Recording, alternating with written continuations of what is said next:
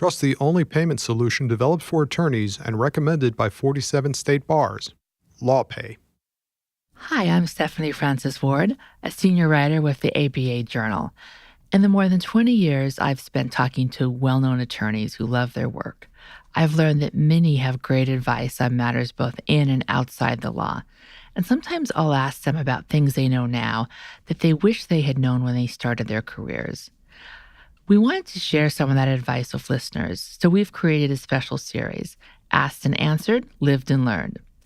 In this episode, I'm speaking with Michele Coleman Mayes, a former federal prosecutor who has served as general counsel for various publicly traded companies and now works as the New York Public Library's general counsel. Welcome to the show, Michele. Thank you. So you have served as a mentor to many new lawyers, and it seems like you often give them advice about how to advocate for themselves, which can sometimes be a difficult conversation. For someone who's just starting their practice of law, what's your advice about finessing a conversation at work that's difficult? That's particularly timely now, given everything that's occurring in the Me Too field, the hashtag Me Too, because if that isn't a difficult conversation, I can't imagine what is. But I would start with the premise that we've been having conversations that may not be viewed as welcoming. Let's start there. Since we've probably learned to speak, whether it was going up against your parents where you wanted to do something they didn't want you to do, all the way to now being in the workplace. And one of the things that I guess I would encourage anyone to do is to start off with a different mindset. And we're going to come back to that word, I think, on more than one occasion during this podcast. And that is by seeing it as a way to improve a relationship or an environment. And I think if you enter into it that way, it won't be seen as distasteful an act that you are about to undertake. And as I have learned, how you think about something, so much can convey what your behavior says. So right now, that's the first bit of advice, and that's something you can't see or touch, but it's what you work on mentally as you broach the subject. I would also tell folks to, if they're going into what would be viewed again as a conversation that you don't necessarily relish, again, we're not going to call it difficult, that you might jot down key points, but for sure don't script it. I think if you script it, you lose your spontaneity and your flexibility, and you might even want to practice your opening remarks. I find that if you can get past the first statement and not stumble all over yourself, it helps the rest of potentially the exchange go more smoothly. So there is nothing wrong with practicing how you want to broach the first few sentences that you will say. I think you also need to be sure, particularly if you're in a position of power, and I say that advisedly because having a conversation shouldn't depend on whether you're the one who is the manager or the leader. Indeed, I think your question, Stephanie, would presuppose that the person who wants to have the conversation may be in a less senior position. I think those conversations are just as appropriate to have. But you need to go in, again, with this mindset of this is something that I'm doing because I want to improve a situation. And likewise, be open-minded. Don't go in assuming you know the answer or what the person is going to say to you. How you, again, show empathy and the ability, I think, to listen is going to have a lot to do with how this exchange is received. So I'm curious, it seems to me that if you approach a conversation like this as a way to improve your relationship, you're going to have less anxiety going in. I mean, many of us, I think, would have less anxiety going in. And that's going to make you maybe more present and comfortable with having a good conversation that will improve the relationship. Do you think that's true? I think so, because just think about it. If you go in ready to do battle versus I'm going in to listen, once again, your mindset is radically different. One is I'm going in to prove my point, So I don't even want to hear what you've got to say. I just want to see how much I can get across to you, everything I'm thinking, versus I want to know what you're thinking too. Did I miss something? What do you have to add to this? Do I have all the facts? And I have found, and this is absolutely the case, that there are times when you broach whatever the topic may be, and the individual on the other side is someone you may not have a strong rapport with. There's a good chance of that. And what I would say, apropos of the title, What Did I Wish I Had Known Before I Started, you have to work harder to listen to someone you'd rather not hear talk. Right. I just wanted to ask you, Michele, where are you speaking to me from? You sound even more authoritative than normal. I'm in a building that's over 100 years old with 12-foot ceilings, so I may sound like I'm in an echo chamber. No, I'm just in my regular old office. Okay. Which is at the New York Public Library headquarters, correct? That is correct. Which is an iconic building, but it does have some liabilities when it comes to the acoustics. Right. So we're going to take a quick break for a message from our sponsor, and we'll be right back. Did you know that attorneys who accept online payments get paid 39% faster on average than those using traditional payment methods? With LawPay, the only payment solution offered through the ABA Advantage program, you can accept client payments online, via email, or in person, no equipment needed. Visit lawpay.com/podcast to sign up and get your first 3 months free. And we're back. So I wanted to go back to what you were talking about viewing the chance to improve a relationship with someone rather than to have a confrontation. Let's say you are a new lawyer and you feel like you are not getting the same amount of challenging work as some of the men who are your peers on the trial team. How can you talk to your boss in a way that improves a relationship with him or her and solves your problem? This very much relates to an area which also relies heavily on mindset. And I don't know how much you've looked at the work that's been done on grit. The Commission on Women, which, as you know, Stephanie, I chaired for 3 years until this past August, has invested a lot of time and research dollars in applying this concept to the legal profession and to women in particular.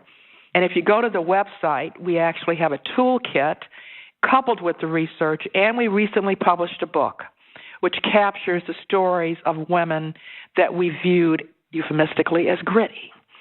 And one of the things that it teaches you is that you have to have behavioral persistence in the face of adversity, and eventually that's got to be coupled with the sustained, passionate pursuit of your goals. So going back to the example you gave of an associate who notices that the younger men or the men associates are getting better work assignments than she is, there's actually a vignette in that toolkit with exactly that fact pattern, because that is something that is regularly encountered. And even if you aren't positive that you're being treated differently, you certainly have the suspicion or perception, and as you know, perception becomes reality. And so one of the things it talks about is different approaches to having a conversation. Here we go back to the conversation about your opinion, your gut, that, I don't think I'm being treated the same way. And what the information that's contained in this toolkit really wants to convey is there isn't one way to have that conversation. You can do it through potentially someone else in the law firm. You could do it through someone who's assigned to work with associates. You could do it with a partner. You could do it with a more senior. There are many, many paths that you might choose to use to explore, am I getting the short end of this stick? And it doesn't say there's one way to do it. That's a critical thing. But what it does encourage people to understand, simply keeping your head down and accepting your fate is not what we're advocating. That indeed you owe it to yourself and potentially your career to figure out what's really going on here. Because what if you find out all of a sudden that you're coming up short in your performance? But nobody has told you that. When you have a feeling in your gut that something's not right, do you think it's always best to address it with whoever is involved in that, or maybe to wait a bit? Because I think sometimes we wait a bit with feelings in our gut and it gets worse. If you're trying to use your gut or your hesitancy as a way to justify not doing anything, like, oh, I'm being unreasonable, I'm jumping the gun, my gut's not really telling me the truth here, it's just me having a bad day. No, that's one of the things when I look at the things that I was talking about in having conversations. And you know what I want to call them instead of difficult conversations? I want to call them worthwhile conversations. And once you do that, that frames it very, very differently. It doesn't matter that it's on a topic that's messy, but it still says it's worth having. So now go back to your question about, is every conversation worth having? No. I think you have to pick and choose and use your judgment as to, is this a time when I really want to invest in this topic versus maybe something else that's much more important to you. So I think you have to, once again, kind of go through this gut check yourself of, is this a worthwhile conversation to have? And not put it off just because, as I say, it's messy. But maybe give yourself 24 hours after something happens to think about it or think about your response. It can depend, Stephanie. For example, I'll give you something that I have seen take place. I'm observing someone doing a presentation, and they are really doing some basic things that anyone who knows how to present would never do.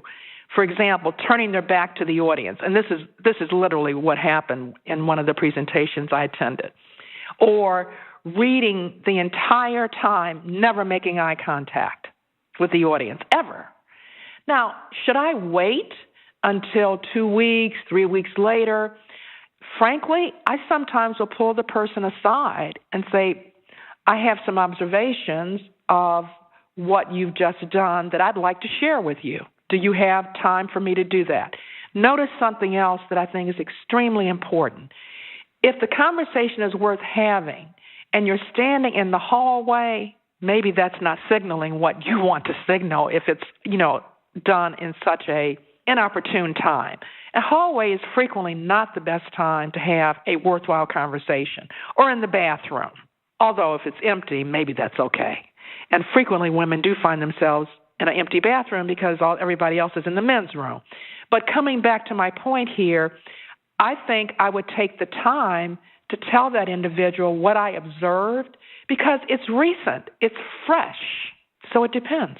So I'm assuming you probably did talk to this person, and I'm curious, how did they react? You know what? People say that they want constructive feedback until they get it.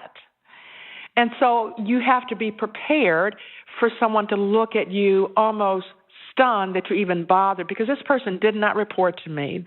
They were not in my shop even. They were in a different area of the company. I still think I owed it to them to give them a few tips, which were so easily corrected. This isn't like saying, go back to school and read Sophocles.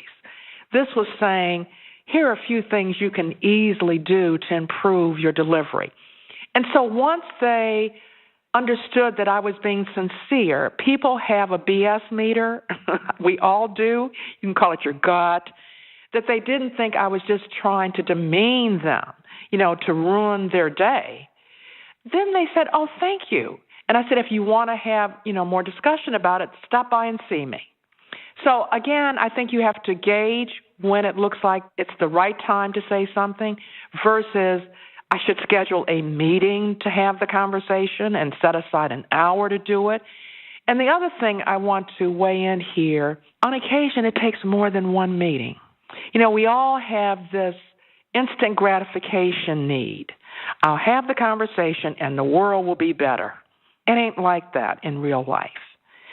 So you need to be realistic that while you may open the door to the conversation, you may need to actually have more than one to get to the real meat of the matter and get to a positive outcome. I'm thinking also on the positive side, if this is something that requires more than one meeting, you have all these backup meetings to learn from with your communication style in terms of what works and what doesn't. True. I also would say to you that in the example you gave again of an associate who thinks they're being not treated fairly, because that's really what it comes down to. I am not being treated fairly, and no one likes to exist in an environment where that's their sentiment. You also, again, can use lots of ways to, rather than rushing into a meeting with the individual who's doing the assignments, go back to the different paths you might take. There are other associates that are your peers even that might have insight for you. And so this is another way to do your gut check. Am I dreaming? Is this really happening to me, or is it something else going on here? So I encourage people to try to get to the facts as best they can. People confuse opinions and facts all the time, and they are radically different, although sometimes we don't want to try to make that division. Mm-hmm. I'm curious because you were talking about the speaking or presenting at a public event. What's your advice? Say you're at a professional event and there is a person there who you don't really have fond thoughts for.